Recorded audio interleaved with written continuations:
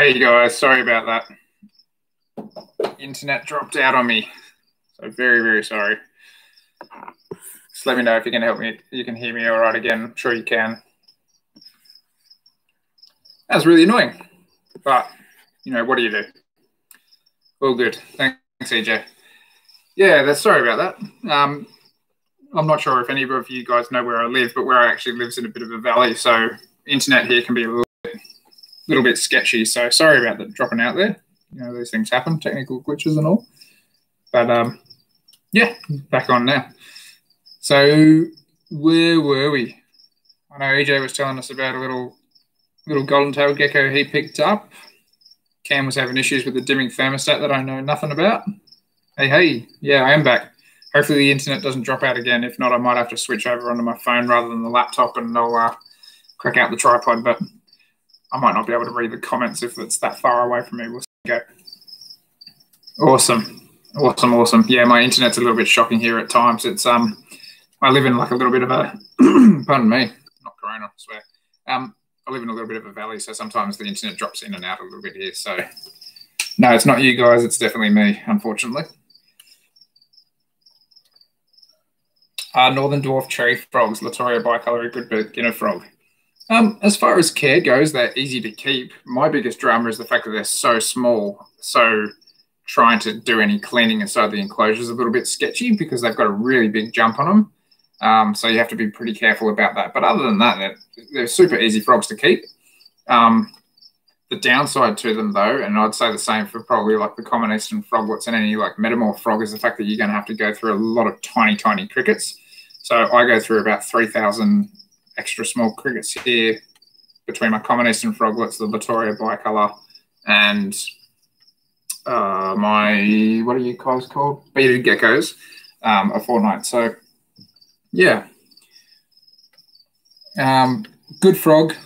Can be a little bit finicky to keep. I personally prefer the bigger ones just because I feel like if I have to grab them or something, I'm not going to hurt them. Or, it's just a little bit easier to kind of find them so that I can't just kind of bounce in underneath small stuff. So, yeah, easy frog.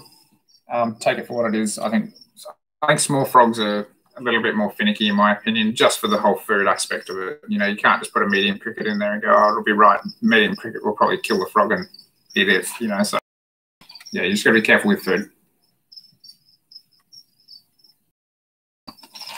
Talking about the recent Reno and Bunnings ply.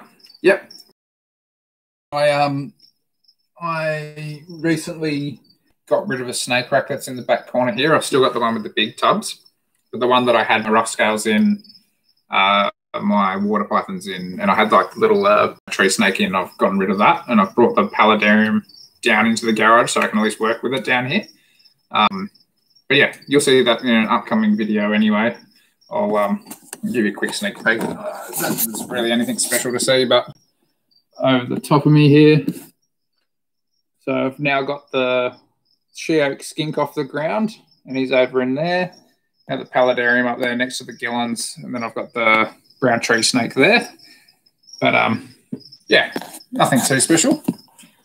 But I just filmed a day of me doing chores, basically, and putting a few things together here and there. So, yeah, you guys get to watch that. Just a day in the life of my day off without a wife around. Yeah, dwarf tree frogs are awesome. I really even like even just like the smaller ones, like Latoria. What are they? Latoria chloris, the red-eye tree frogs, or Perron's tree frogs. Like just that kind of like. Not a big frog, but still a big enough frog. I really like those. Or the green stream frogs. Green stream frogs I really, really enjoy because it's like having a green tree frog, but they're, 40 mils long. Small, but they're not small. They're not 25 mil long. That's all right, John. No worries at all.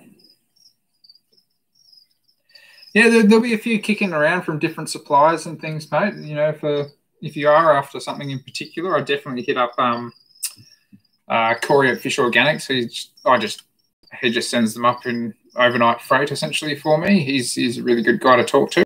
Depends on what he's got at what time. But he's who I got the little white-lipped tree frogs off. So I'm excited for those guys to grow up a little bit, and I want a bit of size onto them. It kind of scares me, frogs that small that aren't supposed to be that I like chunky frogs. I'm going to attempt to breed my green stream frogs this year. Whether or not it happens is just, I don't know. I don't try to force anything, but I am going to try to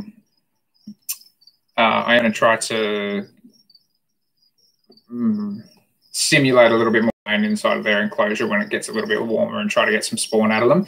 They do have a decent amount of water area in the bottom of their enclosure, and they do have kind of like a drip wall. So there should hopefully be all the reasons there for them to breed. But, I just need those big summer storms, I reckon, to get them going. But if you are after any, and because you're down south as well, I believe, mate, I think Dan McDougall, if you jump on the Facebook group that I set up, Australian Amphibian Addicts, jump on there and contact Dan McDougall through there. I'm pretty sure he's got green stream spawn happening, and I'm pretty sure he's still got tadpoles from last season, so it might be worth just, saying good day to him and hopefully teeing something up. How can you contact Corey? Or I can send you his contact details later, Elliot. Just remind me. Absolutely worst case, I'll give them to you on Thursday night when I see you, because you got a job at High Tech, and that is so cool.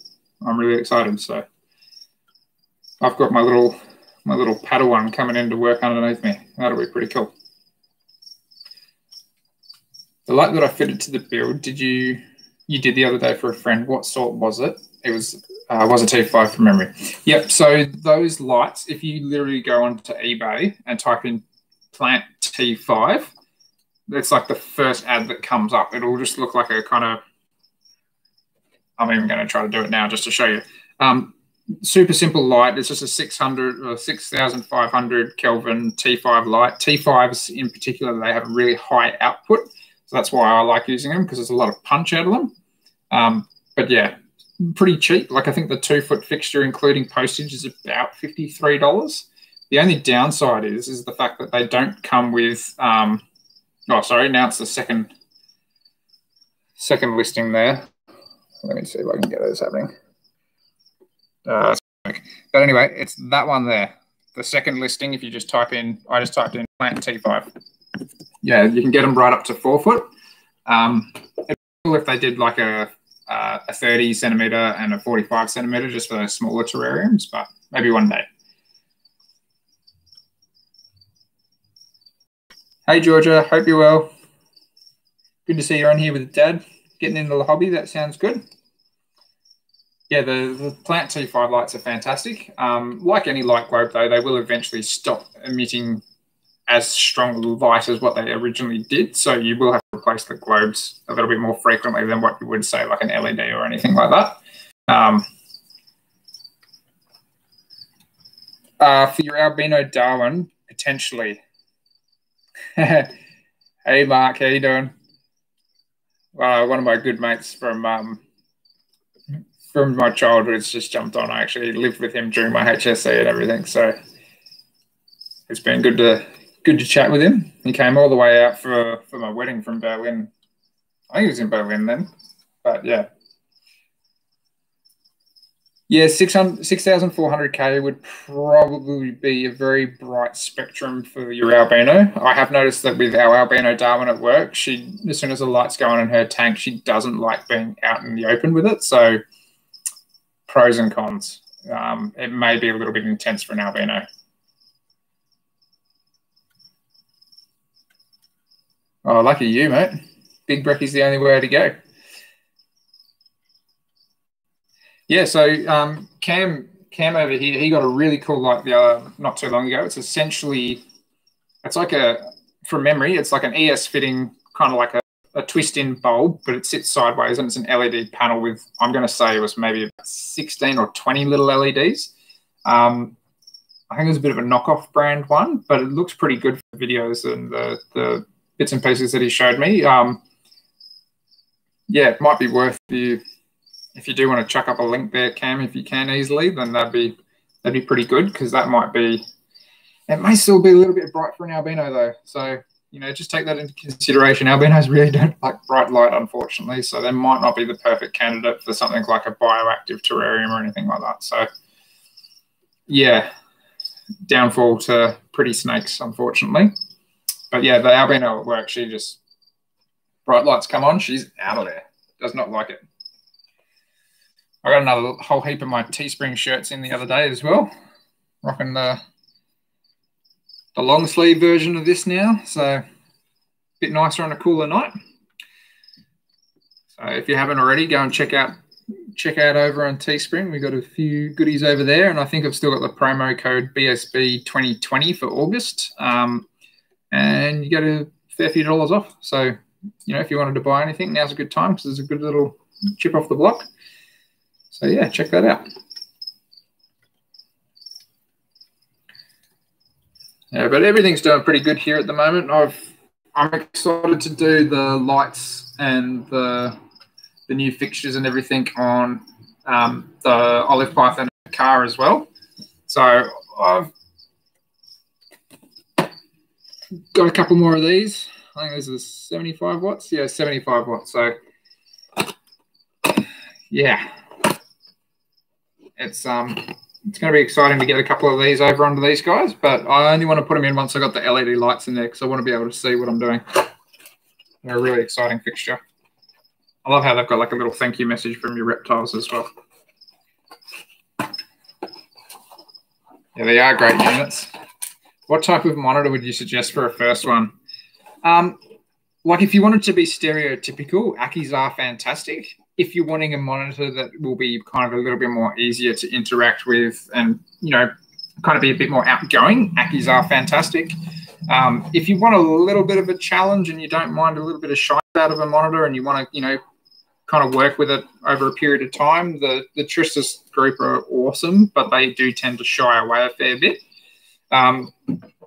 Gillens are fantastic. At the moment, it's a little bit hard to get them because people like myself are, only just coming into the breeding season now, so I'm only just starting to see some activity there.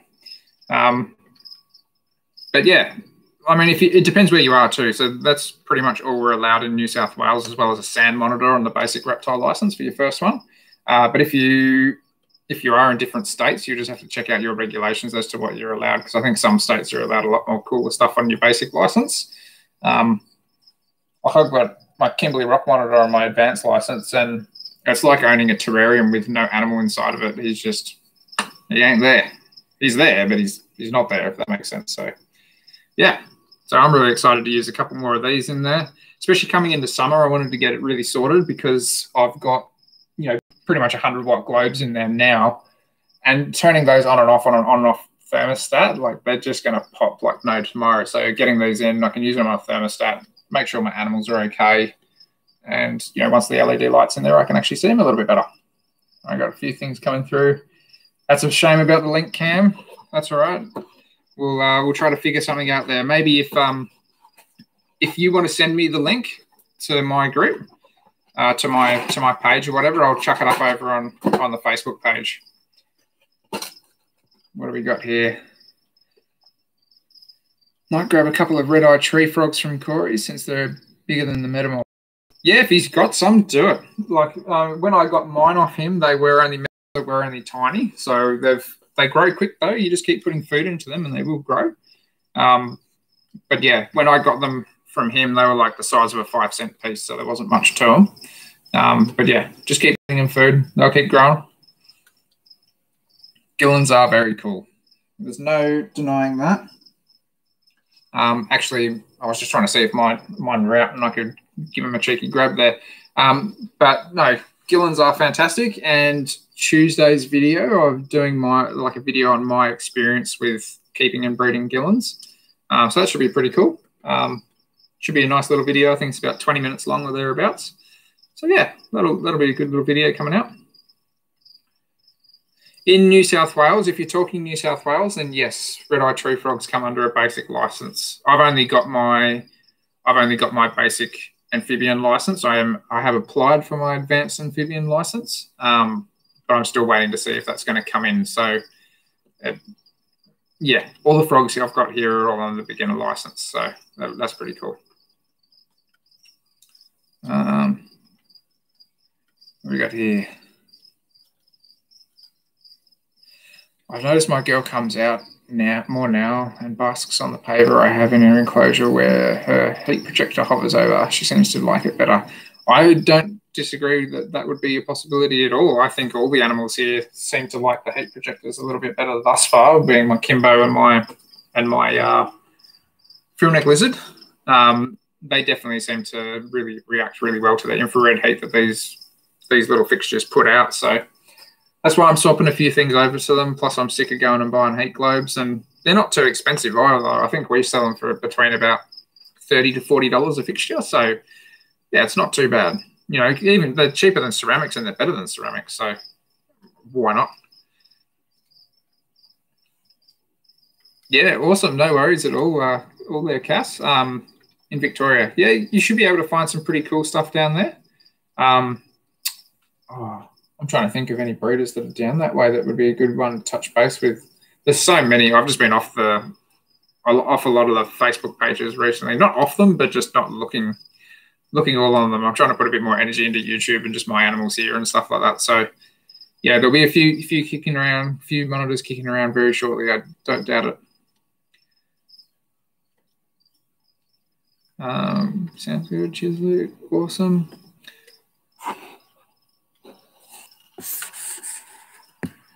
I'm just getting some messages from my mate Mark. He's just saying congrats on the 1K. So yeah, pretty stoked actually to have hit the 1,000 mark. It was a little bit of a push at the end. I think I got about 150 subscribers across the board in under 28 days or thereabouts. So, you know, thank you so much, guys, for jumping on. If you're new here, like it means the world to me to push me over that 1,000 mark. I never really thought YouTube would turn into anything. Not that I'm expecting, you know, big things out of it, but I'm just going to keep bringing out the same content that I've been trying to do recently. And, you know, there seems to be a lot of people around enjoying it, and there's not too many of us Aussie YouTubers out there. Probably the number one out there at the moment would probably be Mr. Peter Birch. I think he's up at about 27,000 subscribers, then followed not too far along by Cooper. Cooper's about to crack the 11,000. So I'm just a little guy in a big pond. So yeah, we'll see what happens anyway. But yeah, no, it's really cool to have been able to crack the 1,000 mark. So yeah, pretty happy about that. Means I might get a little bit back from YouTube nowadays as well. And you know, that all goes back into making videos and keeping my animals fed. And Mr. Brooks, you got the live. You are here. Yes, you are live. I am live. You're live there. So yes, welcome. Thanks, EJ. Yeah, probably not a bad idea. If he's super tiny, then might not be a bad idea just for the time being until you get a little bit of size on him. The last thing you want to do is put him in a big enclosure and him not find his food, unless you manage to be able to tongue feed him, because if you tongue feed him, he'll probably be fine. But yeah, you just want to make sure that he's getting the food. And if you drop crickets, this is a big lesson learned on my behalf, is in particular going back to the first year that I bred Gillen's monitors. I put crickets in an enclosure with the Gillen's monitors, and some of them must have hid for a period of time and grown up, and they get turned into large crickets. And one of those large crickets managed to kill one of my hatchling Gillen's monitors by chewing through its rib cage during it while I was So crickets are nasty. Crickets are really nasty. I deal with them because I have to, and I can't smash the woody colony too much. So yeah, crickets. I hate crickets. Convenient, but horrible.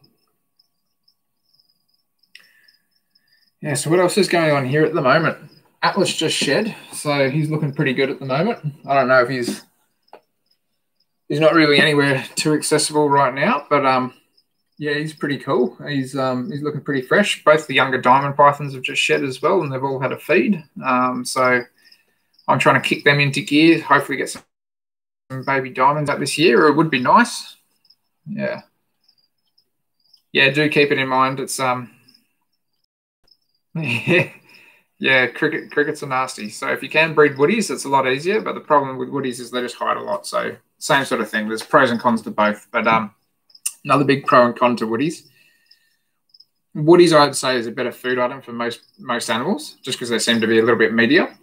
But calcium and vitamin dusts don't stick to them nearly as easily as what it does to a cricket. So that's something to take into consideration. In particular, as a woody starts walking around, that dust just falls off them pretty easily. So whereas a cricket, you put them in a little container or whatever with the dust and you shake them up and they just glow white afterwards for a fair period of time. So by the time the animal's actually eaten them, they've gotten all the good nutrients and stuff from the calcium and the vitamin powders. So definitely take that into consideration.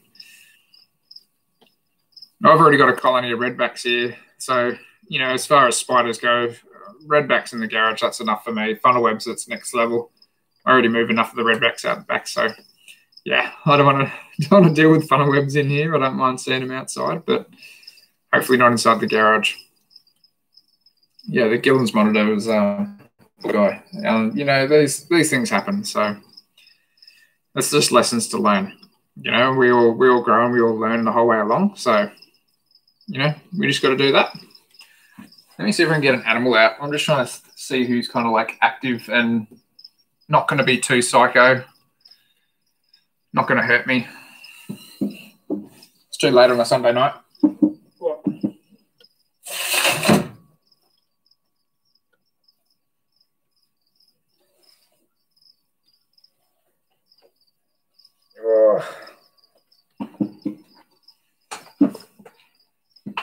There we go. Now we got an animal out. See him?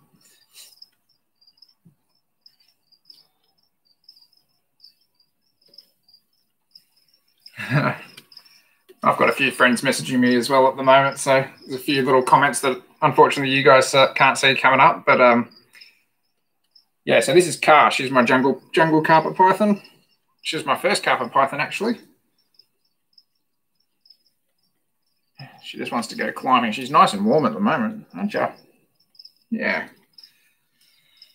I've got a couple more comments coming through. Can you explain the purpose of cleanup crew, etc., for bioactive enclosures? I haven't had anything to do with them, and the videos interest me. Okay, so basically cleanup crew are there to help. Like the main purpose is probably not only waste removal, but also mold removal. So things like springtails, they love to eat mold. So I actually physically feed springtails yeast, and that turns moldy a little bit inside the little tubs. And then they, she's just got a tail wrapped around the back of the chair here. Give me 2 secs. I'll just see if I can unwrap her. Yeah, so they essentially break down a little bit of the mold. So if mold starts forming inside of your terrariums or your bioactive vivariums or whatever, then that's when you're going to have those little guys there to essentially help you out. You're wrapping me up here. Here we go. You sit. She's really, really hot. So not really hot, but she's nice and warm. So she's feeling like she needs to cruise around a little bit. Yeah, so essentially cleanup crew is there to break down some nasties inside of your vivariums and try to keep them a little bit cleaner for you. And bioactive terrariums aren't the kind of enclosure that you're going to be kind of cleaning and gutting out all the time. So they're the kind of thing that you almost like spot clean, but you don't really take everything out. Or if you do, it's maybe once every couple of years. It's not kind of every couple of months. So those guys there are basically just there to kind of help control a little bit of cleanliness inside of there for you.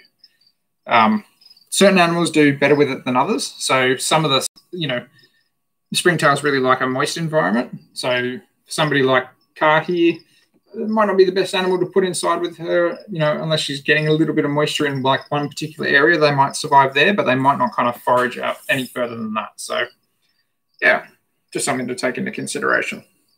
You're getting heavy, or I'm getting old, one of the two. Yeah, my frogs really dig the crickets as well. They don't mind the woodies. Cass has just said here that she definitely prefers woodies over crickets, which I can understand that. But yes, there are pros and cons to both. My animals seem to really love crickets, whereas the woodies are a little bit less of an interest to them. You're a handful tonight. All right, I'm going to put her back because she's giving me a workout that I don't really want. Come on.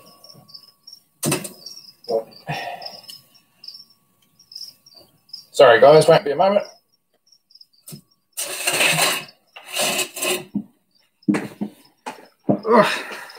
I'm back. Yeah, she's gotten a little bit bigger in the last year or so, or maybe just heavier. What else we got here? Thanks, Cam.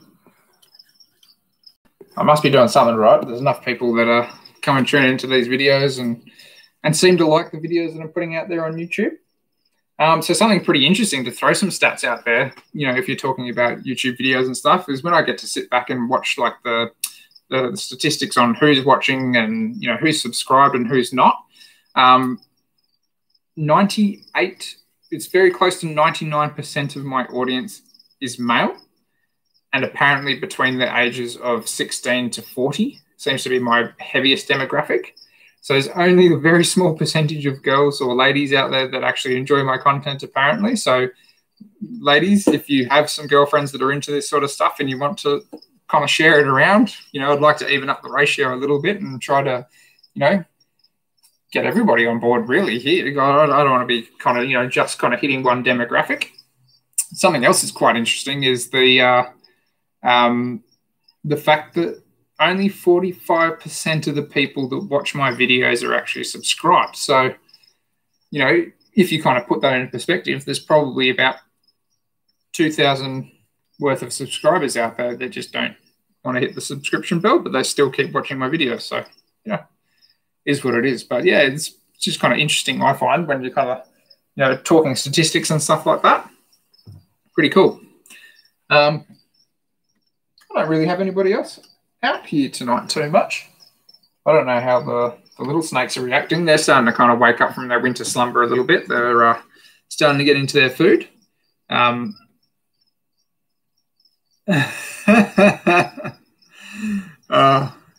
made me laugh there, Brad, that's for sure.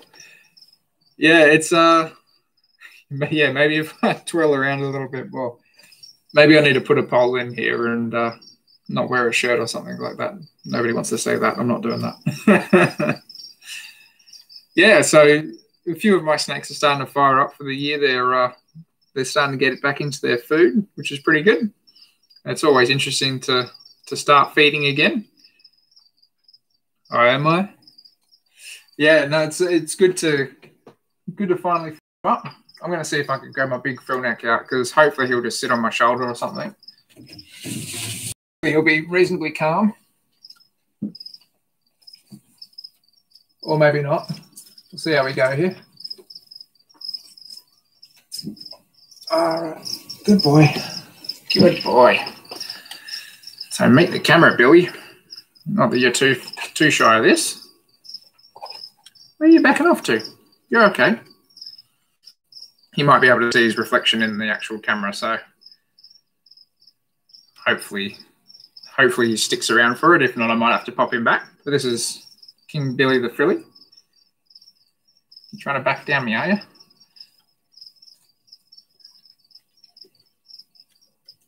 Got to show the good side to the camera. All right, we've got a couple more things coming in. Good one, Brad. Yeah. What a stitch up. Got me there. How hard is a bioactive enclosure for a beardy? I'm not sure. I haven't tried it yet. So it is something that I am considering doing, but it just depends on... I don't really know that there's a need for it. I just tend to clean his enclosure. Like he's pretty easy to clean. You know, feces and that from a bearded dragon are pretty easy to see. They're big enough that you can kind of just find them and they're there and you can get rid of them. Whereas like I'm talking like little frogs and geckos and things that it just gets a little bit fiddly to clean from. So I haven't personally tried a bearded dragon bioactive tank. It's just the humidity that gets me a little bit. You have to be pretty selective on plant choice as well, because they eat plants, and the last thing you want to do is put some plants in there that are poisonous, like a pothos vine or something, for example, which most animals are poisoned by.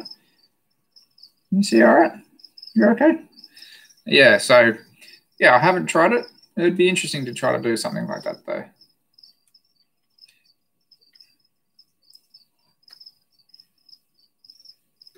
Do you breed your own crickets, or can you give us a rundown on how you do it? Haha, I'm the 1% female. Well, thank you, Cass. I really appreciate your support.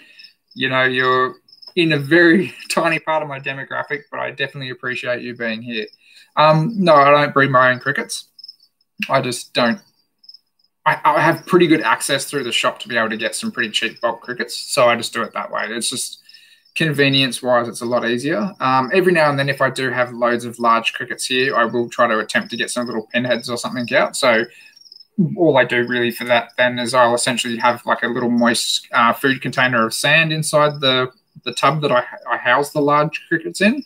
And as the females and males breed, the female will actually kind of stick a little, I don't even know what it's called, so don't quote me on this, but like a little tail stalk from her abdomen down into the sand and lay some eggs. And then I'll take that container out and essentially just keep it warm inside another tub and wait for the crickets to hatch. But I think they've got to be kept about 25, 27 degrees, somewhere in that sort of area. Don't quote me on that. But woodies are way easier to breed. I just find you can almost neglect them and they tend to breed. So it's just a little bit easier for me. You're okay, mate. He's giving me the frill neck stink eye here. So the frogs are freaking you out. You're okay. All right. Do I need to use springtails in bioactive setups, or will it work with only isopods? I think the only thing is the isopods are good for breaking down leaf litter and a little bit of the waste and stuff that occurs inside the enclosure, but springtails are kind of like the main cleanup crew. I'd call them probably the bulk of the cleanup crew that you want to put in there, ideally. So you could still make a bioactive enclosure or a planted enclosure, but it might not just be kind of like that full ecosystem, so to speak. So yeah, just take that into consideration. I know sometimes springtails can be a little bit hard to come by, so yeah, it just depends on where you live, and hopefully you can find some and start culturing them, because once you do get them, they're super easy to look after and make millions of your own. And I've got a video out if you want to watch that and see how to do it, and that's an option. You right hanging there? I love this lizard. He's a beast of a lizard too. It's probably about a good 70 centimetres or thereabouts. I don't think anybody big and nasty is out here looking at you, mate, so you should feel reasonably safe. Hey, where do you get the glass sliding doors for your form ply enclosures? So I either get them custom made from a glazier, where I just give them the dimensions that I'm after, and you know, they usually cut them that day or whatever and make them up for me. Or I might use,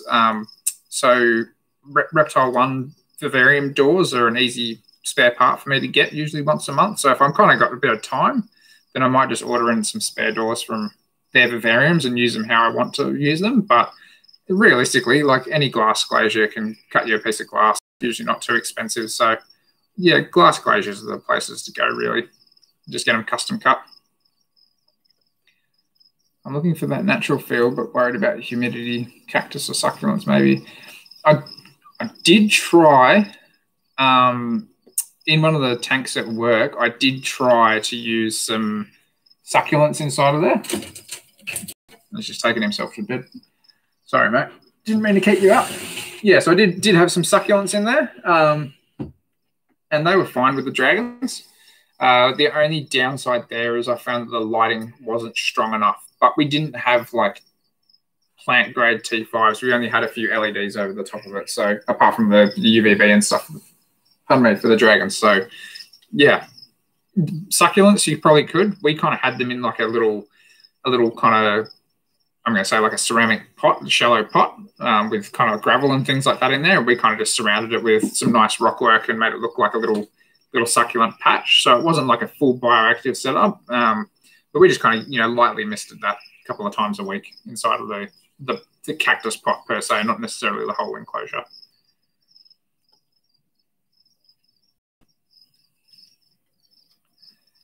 Want to lace monitor, don't want to lose fingers from the bite. Thoughts? Yeah, I don't know where you're going to go with that one, to be honest. I'd love a lace monitor too, but I'm not, like, Loki's big enough for me. That's enough of a mouth to feed. He already costs me enough. So, yeah, personal choice there, I'm afraid. It would be crazy not to want to own a lace monitor, but at the same time, it's always a risk with those guys, that's for sure. So, yeah, I mean, I'd love to own a lace monitor. I get laces locally here. They're absolutely gorgeous animals, but it's just not always... It's not always worth owning an animal just because they're pretty or you think that you want to own them. Do you want to come back out? He hasn't made up his mind.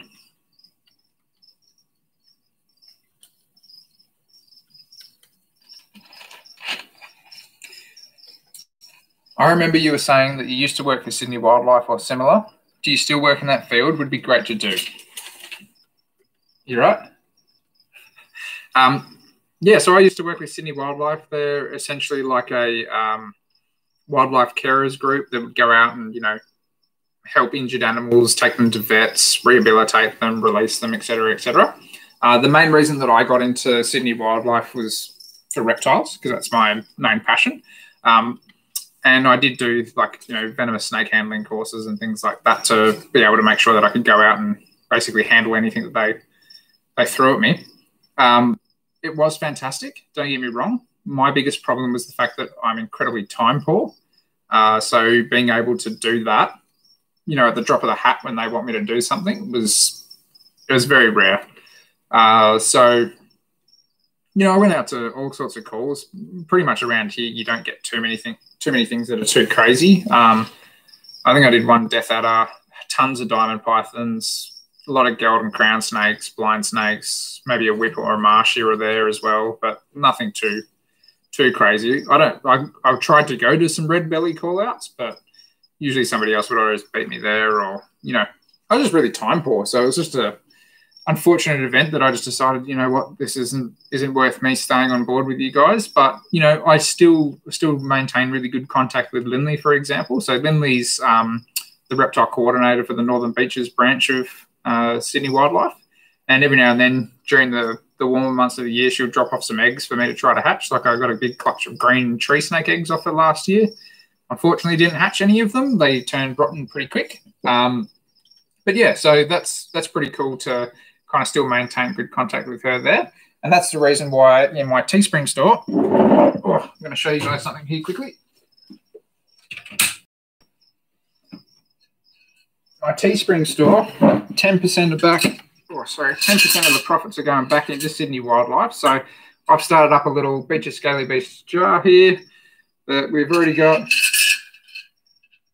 I think there's about $7.50 there, $8.50. So that's 10% of my earnings from that so far, and that's gone straight back into Sydney Wildlife. And once I get a bit more money in that jar, I'll call Lindley around here and give her a good donation there towards a good cause.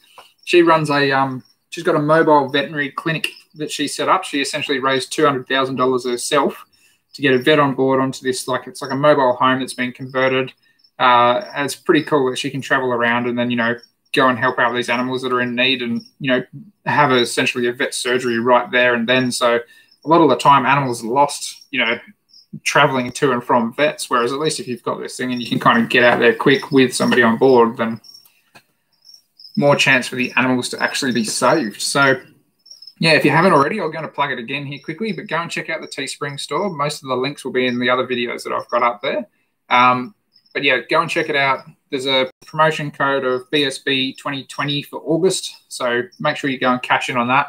And 10% of that, and I'm getting out in cash and putting it in that jar. And we're going to save up some money and give it back to the wildlife guys. So yeah, trying to do a good thing there for them.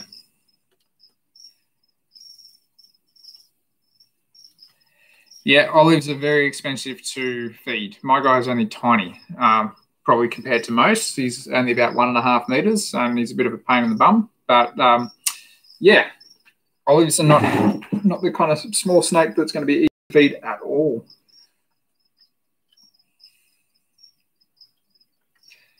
Mark said something else here. Cheers, Luke. Went into the shop today and ended up coming out with an X-Display Aqua One Aquareef 400. You know what? Good pickup. So at the moment we've had tons of reef tanks and all sorts in at work. Aquarium's another big hobby of mine that I don't really post as much about. But yeah, we've had some massive reef tanks and things at work for like ridiculous prices. I'm talking like $150 for like 5-foot tanks and things. And Mark, you're not the only one. I'm upgrading my reef tank at home.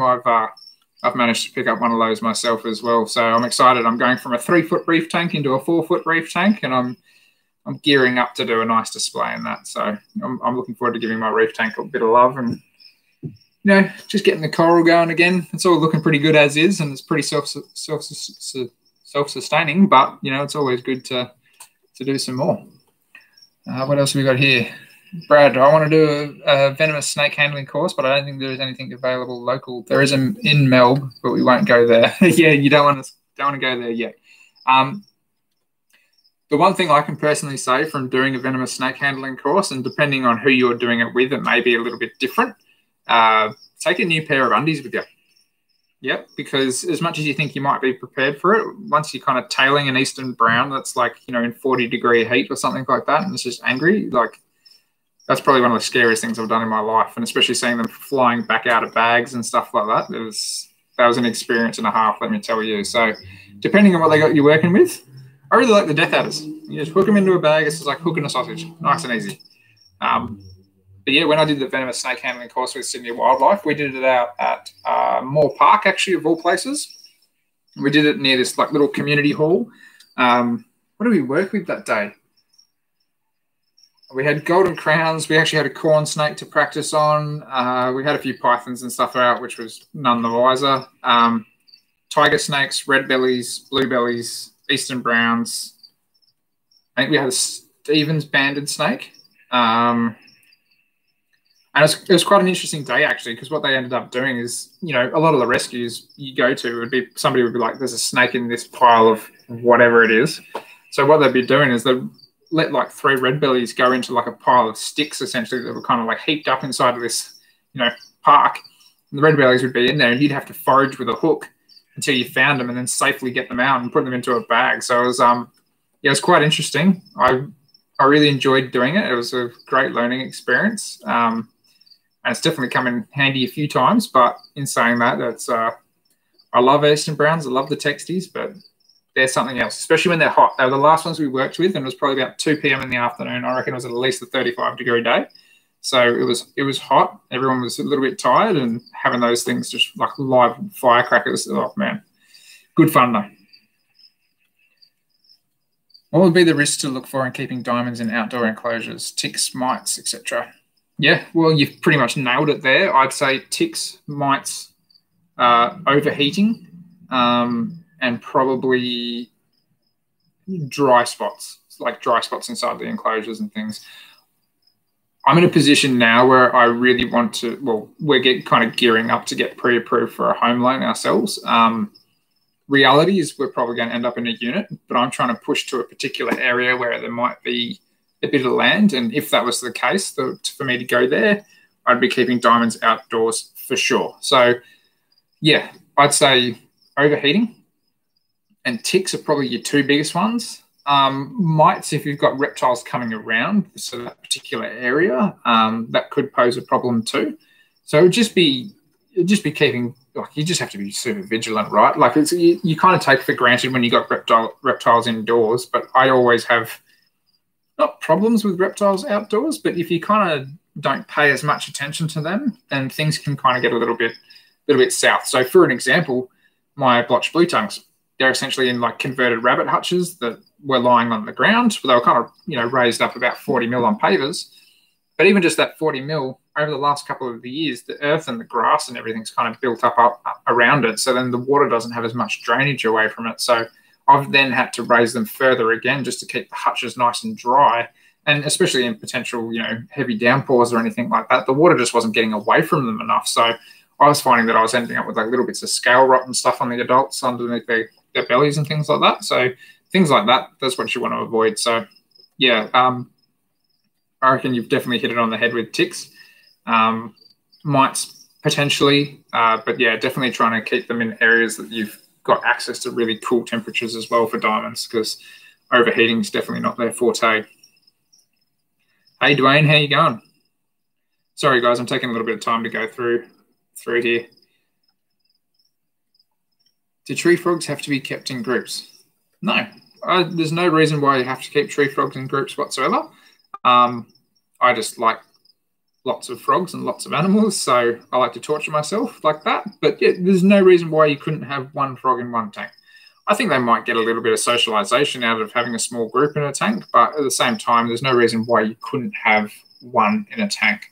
So as sad as it kind of sounds, the plan is with my white-lipped tree frogs is if one ends up being a boy and it ends up being way too loud for wherever I end up living or anything like that, and I get a girl, I'm probably going to keep the girl because I want to keep that frog, whereas the boy may or may not have to move on just because of the amount of vocalization they can do. So, yeah, there's no reason why you can't keep one frog by itself, in my opinion.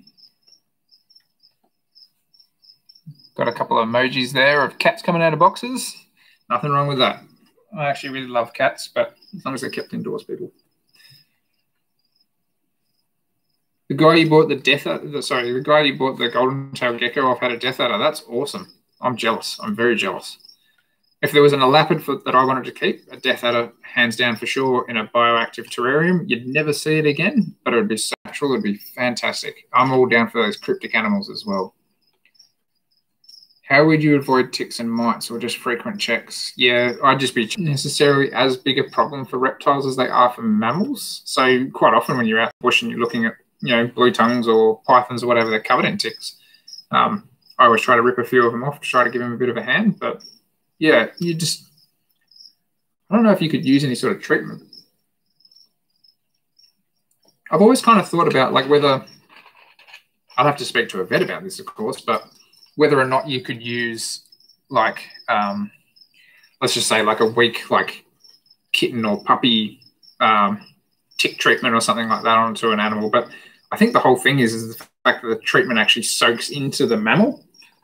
So then they get treated for, which reptiles they don't have a permeable skin. So I don't know if that would work at all. You'd probably be doing it non-stop. Yeah, so I've had a few people kind of tell me some stories about white-lipped tree frogs and how noisy they can be. And some people have said that they had to physically take the male out of other enclosures and kind of put him in a box overnight just so the family could sleep. There's a really interesting podcast that I listened to recently. I think it's called the Aussie Wildlife Show. So if you haven't checked that out, go and check that out. It's a really awesome podcast. It's a little bit more, it kind of caters to a wide range of type of animals. It's not just reptile related, but one of the guys on there told this awesome on one of the frog episodes of essentially this lady that got reported to the RSPCA about abusing a dog at night. And the RSPCA and the cops came out and they're like, we've had some reports that you're abusing a dog at night. It's locked up in this garage or whatever, and it's just barking and carrying on. It's just like, dog. I don't own a dog. And it's just like, hang on. Takes them down to the garage and introduces them to the white-lipped tree frogs, and their croak is just related to a really loud dog bark. So yeah, it can be quite loud. So yeah, I wouldn't want to do that. Got a few comments coming in now. It kind of looked like a hognose. Yeah, they would kind of look like a hognose, to be honest. Yeah, especially the back end of them. I think the head's a little bit different, but after seeing a few out in the bush and enjoying their hospitality, they are very similar in a lot of circumstances. I'm glad you love cats too. I really love them. We've got 2 house cats here in the family home, yeah, they're absolutely fantastic. I love them. A lot of mischief. I think I'd quite happily get a cat as a pet down the line for sure. Maybe not with my birds, but we'll see how we go there. Oh, here's another thing. I got a budgie at the moment.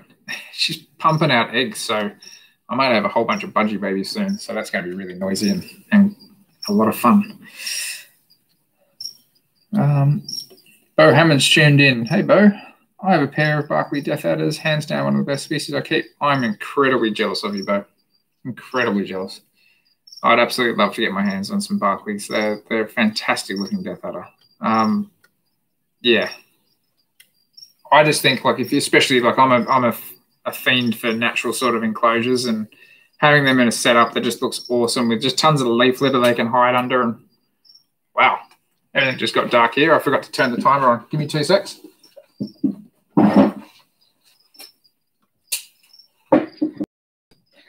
Reptiles are supposed to be going to bed. Yeah, I think a natural enclosure with some Death Adders would be fantastic. Hey from New South Wales, Oz. Hi back from New South Wales, Oz. I'm in Sydney. Whereabouts are you from? That was from Saphira's mama. Hopefully I pronounced that right. How are the children python eggs going? From Dwayne. I'm not going to lie, not good. There's probably about 4 eggs that look okay, and there's the rest of them look pretty damn dead. Yeah, I think they were a little bit gone when I got to them. Whether that was just the case that it was going to happen that way anyway, which sometimes, clutches bomb out, just the way that it goes. I'm still holding hope that I get maybe 3 or 4, maybe 5 if I'm lucky, little hatchies out, but all I can do is wait at this point. But yeah, not great. Let me say it this way. When you open up the box, it's a smell you don't want to smell.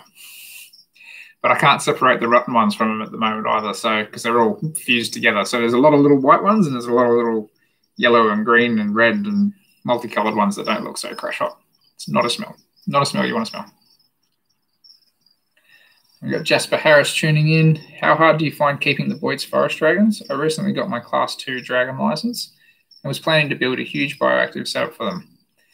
I reckon easy dragon to keep.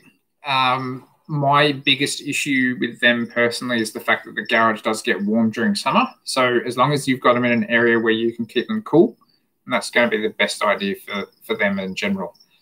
I've got a thermostat on their enclosure that literally comes on when it gets to about 27 degrees and blows cool air inside of the enclosure, just to try to keep them a little bit cool.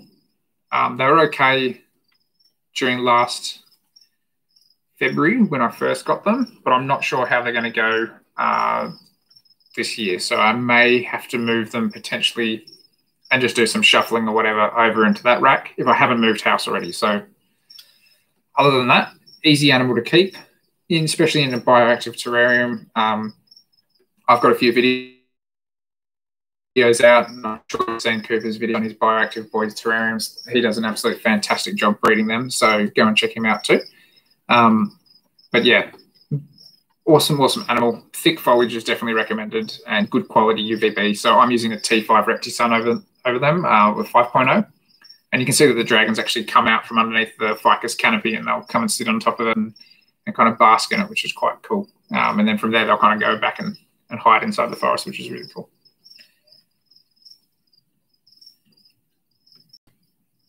I'm just under Newcastle. You're not too far from me then. Not too far. That's about 2 hours. Mama Childers, she's doing great. She's already eating. Pretty much as soon as I got the eggs off her, I defrosted a mouse the next day and she smashed it. So, yeah, I plan to defrost a bit more food for her tomorrow and hopefully get a few more into her. But she's doing really well. She's bounced back so far. So, yeah, can't complain about that. Do you handle green tree pythons? Are they good pets?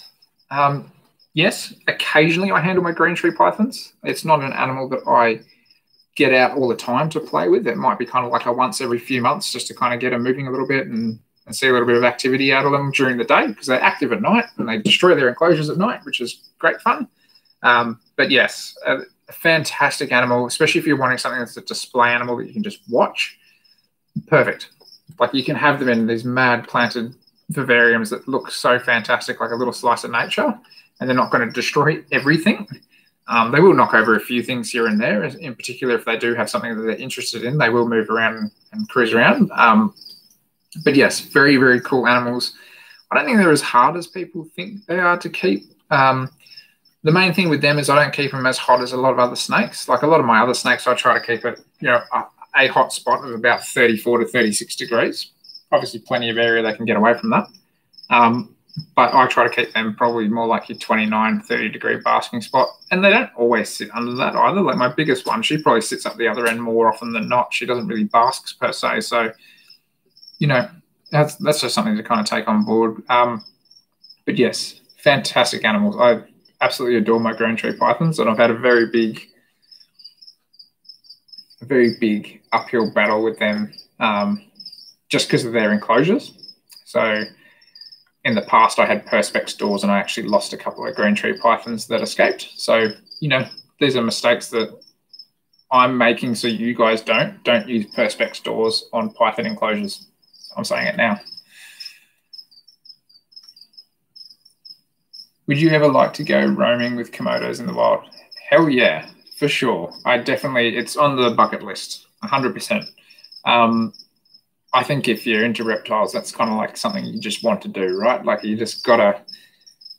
gotta think about those kind of animals you want to go and spend time with. I was very lucky. I'm not sure if any of you guys have tuned into the episode, but I did a podcast with Morelia Python Radio guys not too long ago, a few weeks ago, and I was telling them a story about how I went over to Mauritius, which is a little island just offside of Africa, if you don't know where it is. And they had some wild Adabran tortoises on this island, kind of free roaming, and I got to spend time with them. So I kind of relate that. So, they're kind of like big, epic version of tortoises. And Komodos are like that for your monitor lizards. So there's no reason why I wouldn't love to do that. I reckon that'd be absolutely cool. I've had a couple of friends do it as well, which made me insanely jealous. So, yeah, I'd definitely love to go and see the Komodos. Vivscopes just tuned in again and said, one snake I'm hanging out for is some green tree pythons. Yeah, and your setups, they look fantastic. So I'm going to give them a quick plug again, just because there might be a few different people on here now. If you guys can, go and subscribe to Vivscope's channel. He makes some awesome looking bioactive terrariums. You won't regret it. Yeah, green tree pythons are fantastic. Hello, glad I caught you live today. Hello, Gotta Love Carpet Pythons, another good YouTuber there, so go and check out her channel. Yeah, I think I've subscribed to you now. I've watched a couple of videos. Do you provide heat and UV for any of your frogs? Okay, so this is going to get controversial here. The heat that I provide is from the T5 lights, so it's minimal, but there is a gradient top to bottom. T5 lights do produce a fair amount of heat. It's not going to be like 35 degrees, but it might be kind of like your 28, 27, depending on how close they can get to the light. So I wouldn't say I provide like heat mats or hot spots or anything like that are super warm, but the ambient temperature in the garage, even in the middle of the night, very rarely drops down to like 15 degrees or something. Like it just doesn't get that cold in here. As far as UVB goes, I don't. So just because I don't provide UVB doesn't mean I don't recommend it. I recommend it for any animal. But in saying that, with my frogs in particular, I dust very heavily with vitamin D3 powder. And I'm yet to see any ill effects after keeping frogs for about 4 years now. So I'm still pretty new to frogs. But as I said, if you can provide it, do it. A nice 5.0 coil compact, or even better, a T5 5.0 would be fantastic. It is something that I'm looking to do in the future. I'd like to do a second line of T5s above my frogs with a 5.0 Reptisun in them. The only reason I haven't as of yet, it kind of goes back to the fact that the garage stays quite hot during summer. So I almost think that it would overheat my frogs. So to combat that, I've decided to go away with UVB and just use the plant light and then dust heavily on vitamin D3 powder. So yeah, hopefully that answers your question. Doesn't mean I don't recommend UVB. If you can do it, 100% do it. If you can do heat to the right temperature, it's all about creating that thermal gradient. But yeah, hopefully that answers your question. I love pythons. I even got bit by a Stimson's python. She was a baby, stung for a bit, but I have a pain disorder in my arm and things hurt for a lot longer and more intense. Oh, that's no good that you've got that disorder. I'm sorry to hear about that. At least it was a small snake, so at least it wasn't too big. So hopefully the pain wasn't as big as what it could have been if it was a big, olive python or something. But yeah, glad to hear that you're okay with a little snake biting you. Not a lot of people get scared out of that. About to do bioactive tanks myself. Awesome. That's fantastic. Need more people doing it. Love your channel. Gotta love carpet pythons. Oh, there you go. So Elliot's on board with Gotta Love Carpets as well. That's awesome.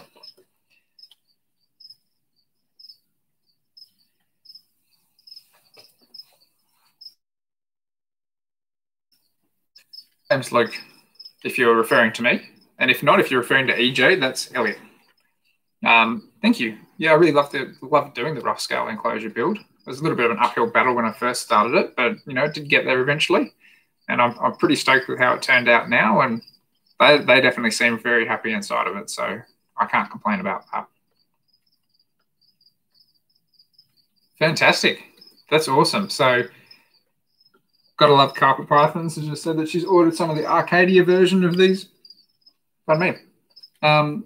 Deep heat projectors. I'm not gonna lie. I think they all come out of the same country. Sorry, the same factory rather.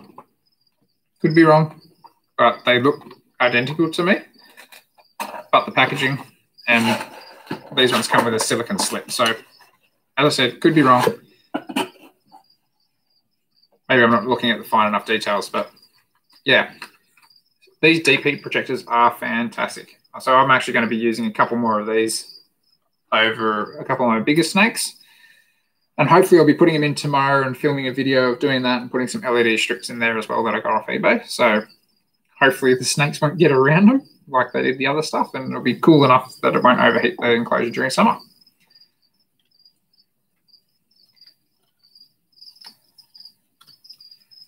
I've worked with reticulated pythons, but that was for a week. That's so cool. I haven't worked with reticulated pythons, so you've got one up on me there for sure. Oh, that's such a nice snake too. Like the only big snakes in Australia that stay pretty calm, under my understanding, are the Owen Pellies, which are like, you know, only a few people have got those now.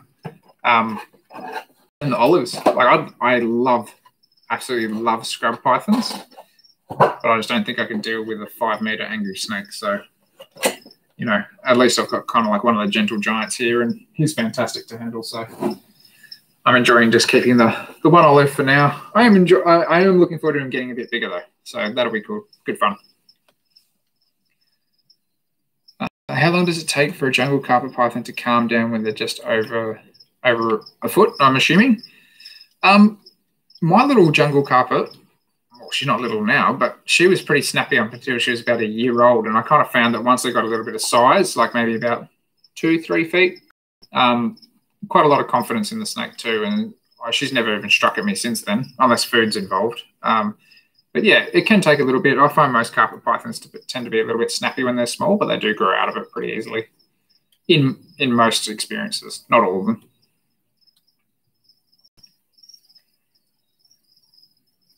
Yeah, I think these ones are a lot cheaper, the deep heat projectors. I think you're right there, Brad. I haven't had a look at what Arcadia charges for them, to be honest, but yeah, so far so good with these ones. Plus they're covered by a year warranty, so I'm happy. Thank you for answering my questions. I've been providing UVB, but recently have run into financial problems, so looking to cut any unnecessary running costs for the next few months. I don't think you're alone in that basket, unfortunately, Josh.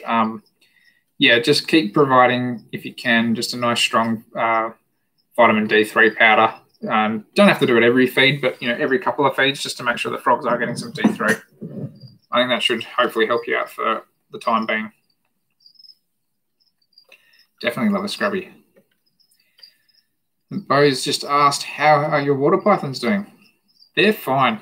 They're jerks, but they're fine. They're it's a love-hate relationship with those guys. I absolutely adore them. They actually are completely psychotic.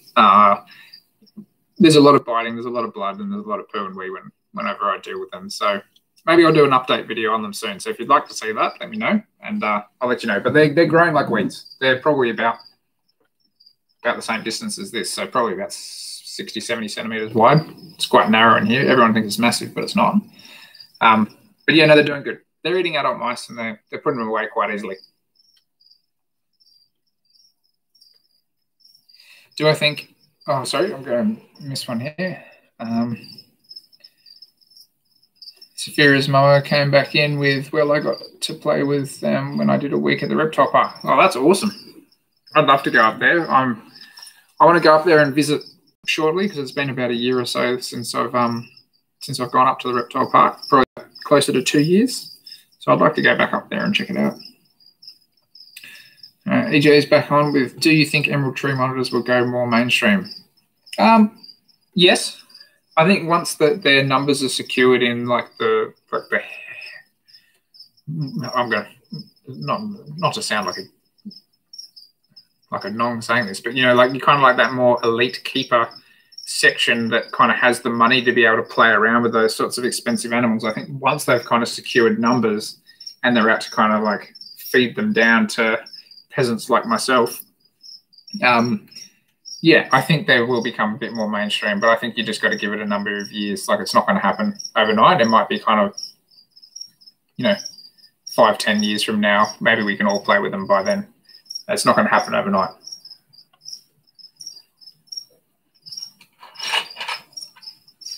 So Brad's just chimed in with 60 to 70. I'm assuming you're talking about the dollars for the Arcadia deep heat projectors, and ouch. I picked both those up for under 70. So, or about 70. So, yeah. I mean, you're paying for a brand there. So that's also something you got to take into consideration. Cam's come in with, my jungle was opposite. She was all right when she was little, and then she got bigger and crankier. Yeah, it's the unfortunate thing that can sometimes happen, and that goes for any snake, to be honest. That's not what you want, really.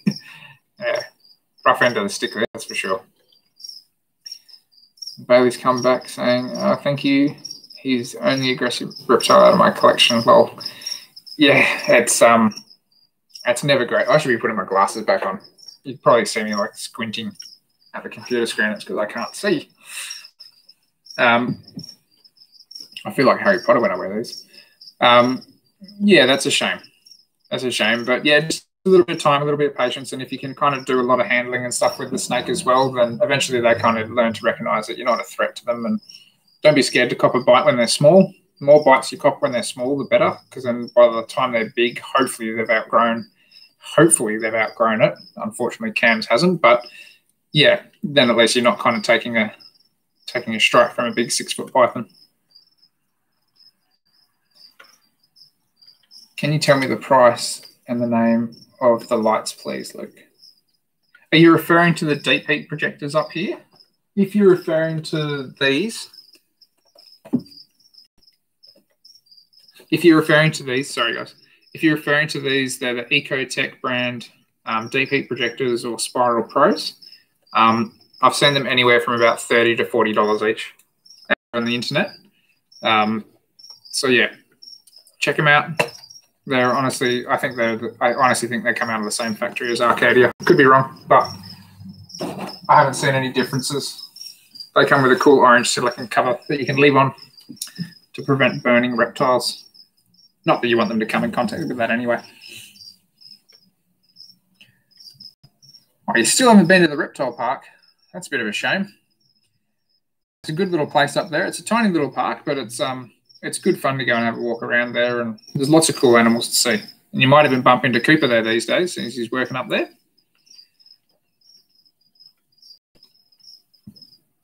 I mean,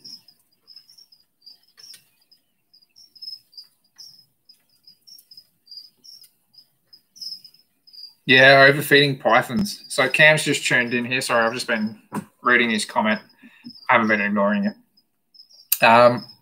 I know we spoke about it a couple of weeks back, but I think it's a good topic to speak with everyone, is overfeeding pythons. It's easy to do unless you're aware of it. Yeah, so I'm going to tell you a quick story. That carpet python, Car, the big girl up there, she was that size, or just about that size, by the age of 2. Now, because I was under the impression, and I'd been told by breeders and stuff back then, that every week you give the snake a meal. And, you know, it's okay when they're small and they're growing and you want to get a little bit of size in them, get them a little bit robust. But you can back it off. You can taper it off after that, because you don't want to end up with animals that have fatty liver disease and things. Like I believe I've killed a couple of pythons from feeding them too much, essentially. And, you know, it's an experience to learn from.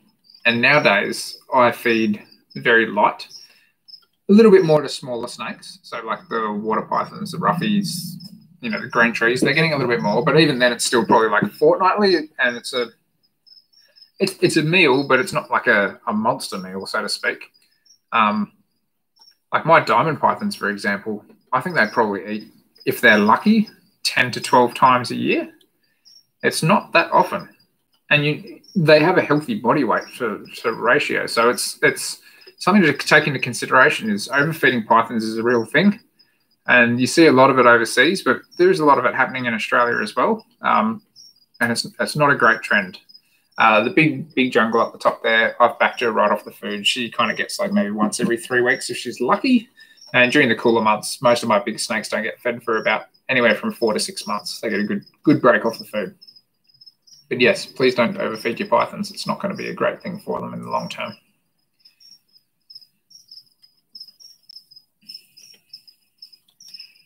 Getting into snakes more, but hopefully getting into monitors and breeding next year. It's always exciting having your first breeding season. That's what was the first animal I bred? I think the first reptile I bred, not being fish, was a marbled velvet gecko. Oh, sorry, a Lesueur's velvet gecko. I can never pronounce that. It was a little tiny thing. Egg was like the size of a Tic Tac. This little gecko was running around in an incubation box. It was like 30 mil long. That was so cool. That's good to know. I have a water python from the same clutch as yours. Oh, yeah, crazy. That's awesome. And yours is a nutcase too. Yeah, good. I'd be pretty jealous if yours was really tame and mine are jerks. But to be fair, like I don't handle them or anything either. Like I only pick them up if I need to you know, move them from box to box or do some cleaning or something like that. So I kind of just leave them to their own devices at the end of the day. I'm not a very big hands-on kind of person. You know, I don't like to stress my animals.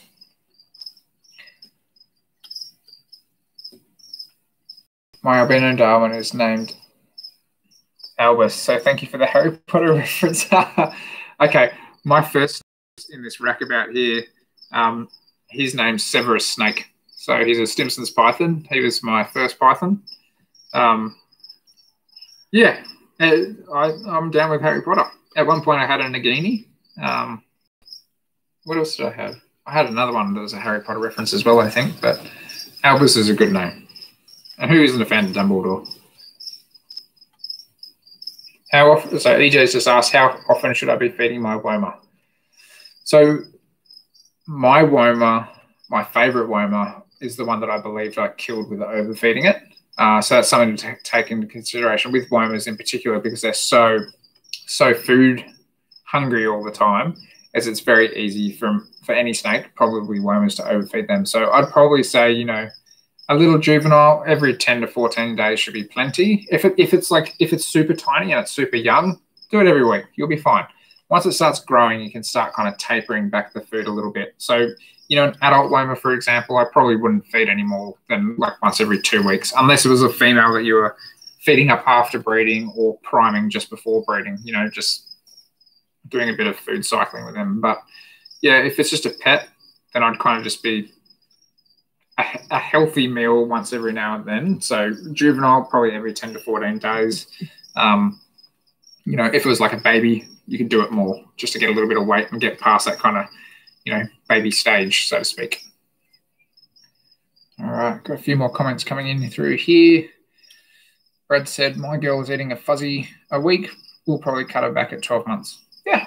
If you're talking a fuzzy, are you talking a fuzzy rat for a carpet python? Then that's probably plenty for a carpet python at that sort of young age. 12 months is kind of where I kind of start tapering them off. You know, up until 12 months, you could easily feed them weekly. Yeah, I wouldn't worry about that. I'm wanting to work with snakes and lizards and even have a zoology degree, but I can't have them where I live because there's no room. That really sucks. Unfortunately, you know, these are just things that we all have to live with. I might have to potentially move on a couple of animals if I move into an apartment, but, you know, we'll see how we go. Oh, snake's name's Luna. Good name for an albino too.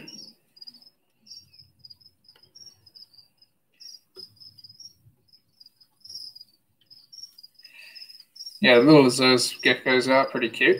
Yeah, no. Research. That's the best thing to be able to do. And the more you research, the better you're going to be for it. And I can't encourage enough, buy books. Like, books are one of those things that, you know, you could read an article on the internet and forget where you read it, and you want to go to read it again to just make sure you got what you have in your head right. But if it's a book that's on your shelf, then you can go and get it so easily. You can not like lose a page on some web page or something like that. So yeah, I love my books.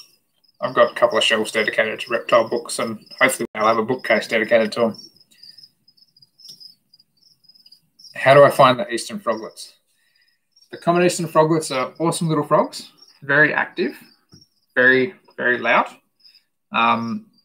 But yeah, super easy species to keep. Again, like probably just coming down to the food. It's just small crickets. It's just dealing with a lot of small crickets, and you just got to make sure that the crickets don't outgrow the frog, so to speak. So you just got to be kind of cautious with that as well.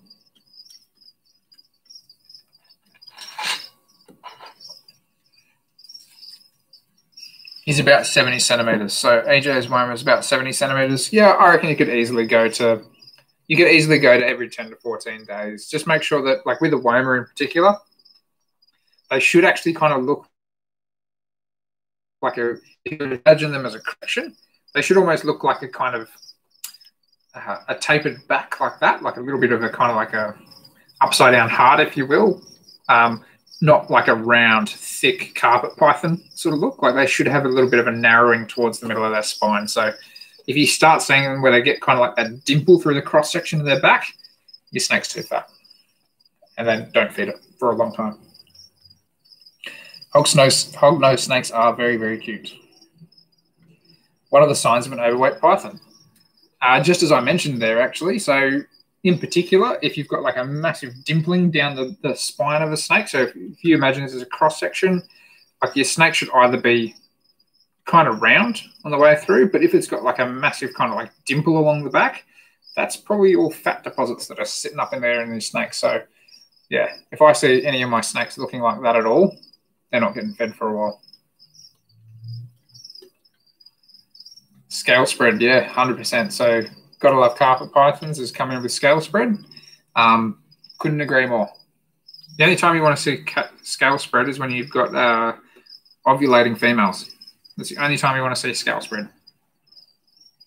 Now, if nobody's ever seen it, you know, like I've had carpet pythons look like they've swallowed like a big Coke bottle like that when they're ovulating, or you know, several Coke bottles, and they look so distended. But that's the kind of look you only want to see with a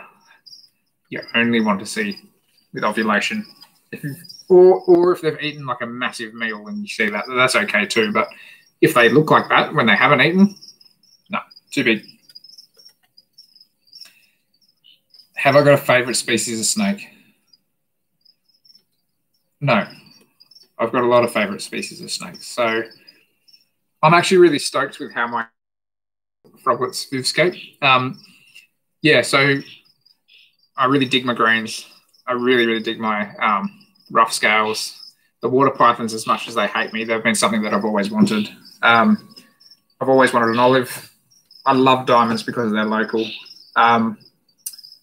The brown tree snake's really cool too, just to have something a little bit different, just to kind of give me a little bit of grief. But I don't think I've got a favourite species of snake as such, but it's a lot of different favourite species of snake. Seeing people getting around with Armenpellis now is really giving me the heebie-jeebies. Like I really want to get my hands on one, but I can't see that happening for a long time, unfortunately. Maybe until they're more established in the hobby, and then we can see what happens. But yeah, there's a lot of beautiful snakes out there. Like I was mentioning earlier, death adders, red bellies, like colettes. They're something that's also beautiful, in my opinion. Like I can appreciate every snake for its beauty, I think. I don't think I've ever looked at a snake and gone, wow, that's ugly, or that's whatever. You know, I can always find something that I really like about that animal.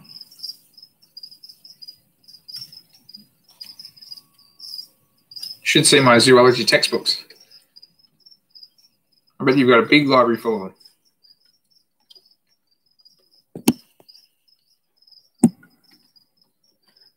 Yeah. I remember having a children's python ovulating one year, and I thought she was physically going to explode. Like it looked like she'd eaten something so brutal. Like she was maybe as thick as my thumb, but like the back end of her looked like she'd swallowed like a large rat for a small children's python.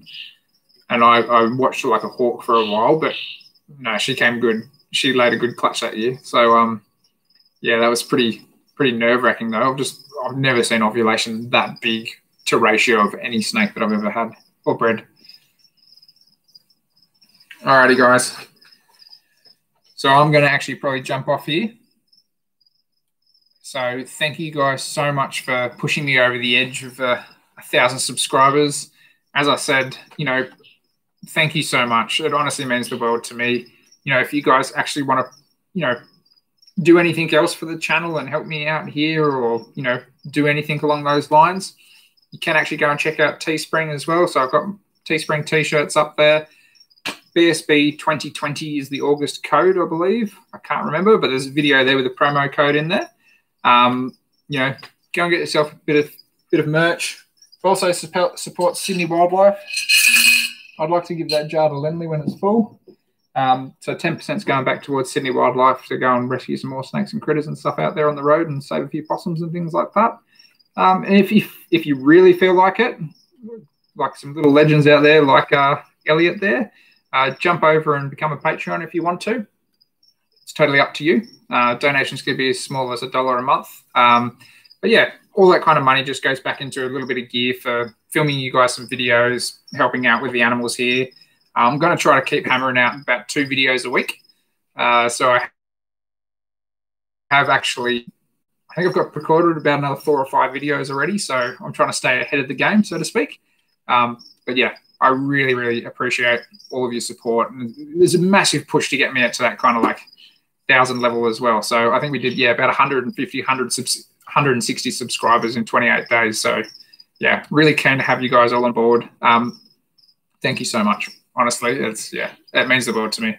Thank you to everybody in the comments as well there saying thanks. It's, you know, I hope you really enjoyed the live stream. I will be making sure that I at least do this over on YouTube every other week. I had to jump on this time just because we did push over that 1,000 person mark, so what's that 1,000 subscriber mark. But yeah, next week I'll do a live stream just for the Patreons, and we'll just have a bit more of a personal chat. So